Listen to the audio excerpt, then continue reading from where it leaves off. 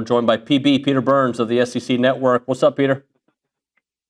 Can we do this interview for about 30 minutes right now? Because I'm down here in Gainesville, Florida, and I'm doing an event with Chris Doering, and Doering just literally brought me to his gym, and I didn't know that he was having me work out. So this is a perfect time to do this call. So if we can go 30 minutes so I don't have to actually go back to the workout facility, that'd be great. I knew I loved Doering. I love that about him. Hey, buddy, you were one, I don't want to say of a few, but one of the notable people who was picking A&M to win. They made you look good, huh? Yeah, and I mean, listen, if you would have told me what the final score of that game was, I don't think I would have said, all right, that worked out well for the Aggies. And I think in a weird way, too, that showed me more of what A&M could be as opposed to had that game been, 2017, how I kind of thought it was going to be. I thought this was going to be, like a defensive battle. But the fact that it was, everything that was just shoved over at A&M, they're like, all right, sounds good. Late scores, they give up one, and all of a sudden when the kickoff return gets turned back, we're like, oh, man, what's going to happen? And sure enough, Marcel's like, I got this on the road. And then, and Coach Elko had told me that the idea that it wasn't going to throw it to KC or wasn't going to throw it to Mario on that call when the game is on the line, it was incredible. Talking to Peter Burns here on TexAgs Live. Yeah, Peter, I think it's a couple things are at play here. I think this is a team that has proven now, okay, vertically they can beat you.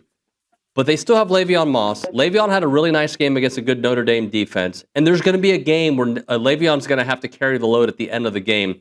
What do you think about the fact that they have become more of a balanced team? Yeah, I think that's, it. I've seen LSU teams in the past. I've seen other squads that don't have complementary football. And that's what you need to be able to do, because there's going to be some times, you're right, where A&M is going to just sit in there and go, all right, we need a 4-minute drive.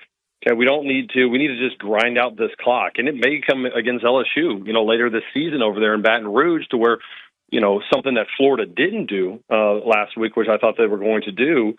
And again, I think that was the one that Elko, who hasn't shown a lot of emotion, but I could just tell, like, the way that he was smiling and the way that he enjoyed that. It was finally that, take a deep breath. We got that off of our back, and now everybody can shut the hell up nationally. That says A&M is going to be Texas 8-4, and now we can go after and do some other things. But the fact that, I keep going back to Marcel, and so much was said, oh, he's just, a running quarterback after what he did to LSU last year.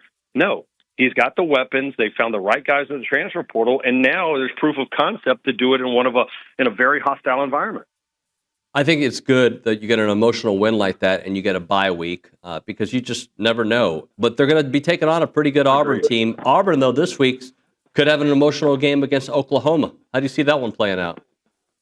Yeah, that one's going to be crazy. The Jackson Arnold Bowl, and I'll give credit. I don't like to give a whole lot of credit to Chris Doering, but I give him credit for he was on this entire Oklahoma bandwagon from the jump, and a lot of it was because of John Mateer. And that Mateer was really the guy coming into the season. When you watch this film and you watch what him and Ben Arbuckle could do over Washington State, that package deal was, hey, not only can he run the ball pretty well as a quarterback, but he's got the touch and he can hit you over the top as well. So, and there's a lot. I can't wait to see Jackson Arnold and how he's going to handle that. Jackson was dealt a bad deal, a deck of cards with no offensive linemen that were healthy. And honestly, they went down to their 8th wide receiver last year at Oklahoma. So the fact that the Aggies get them after that emotional game is monstrous for that setup for them. Is this a must-win for South Carolina, considering we're so early in the season? But last week, obviously, was a disaster. Missouri looks really good. Now, they haven't played the caliber of opponent they're going to play in South Carolina. I don't think Kansas is at that level. But what does it say for South Carolina this weekend?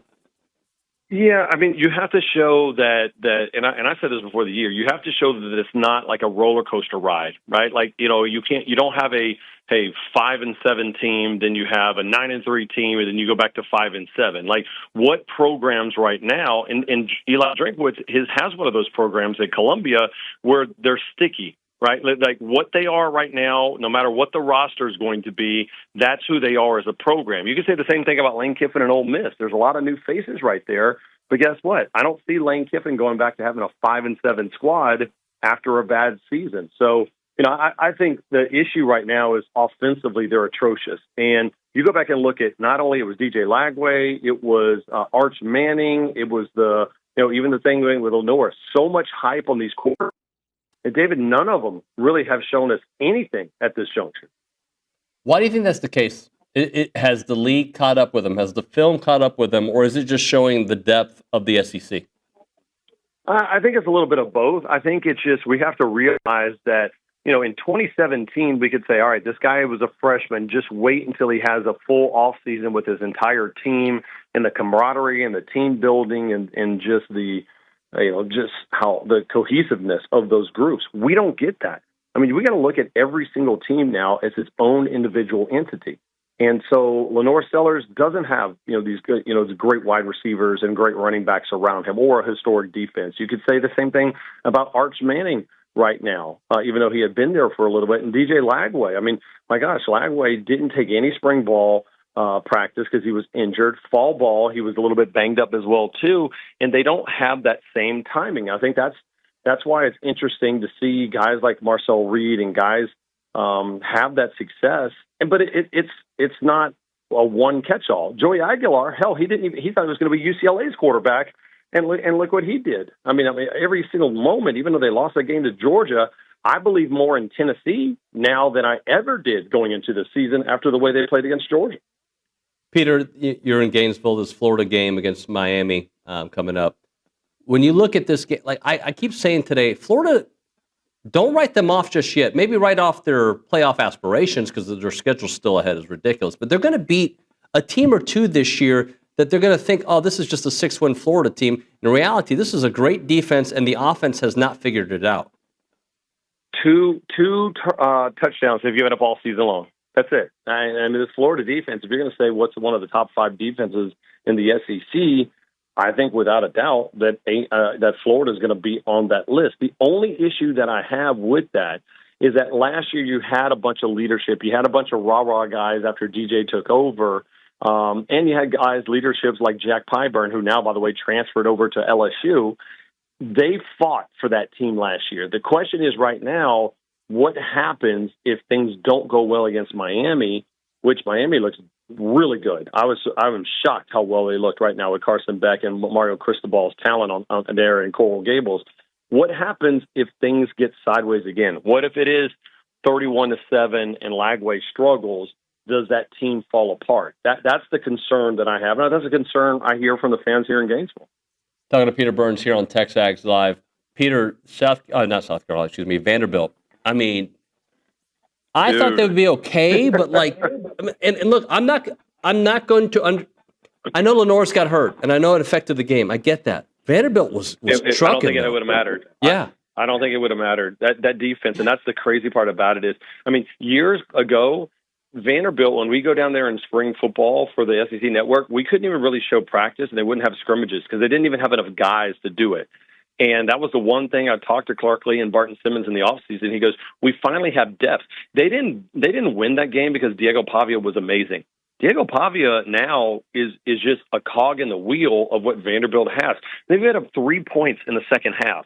And you think about a team that traditionally doesn't have the rosters to do it. Normally, their first string defense is pretty good, but at the end of the day, teams kind of wear them down.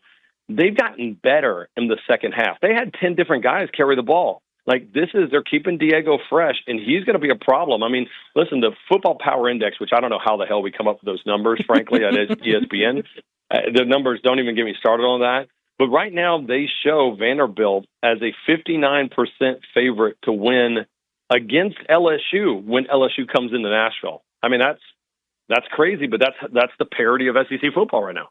All right, so I ask you, LSU is a team they're winning differently than we may have thought. We thought their defense would be better. We thought the offense would be better. The offense, I think, is going to figure it out. I think when you have a new offensive line. But should there be concern in Baton Rouge or no? And don't turn it to Brian Kelly and yell at me for asking.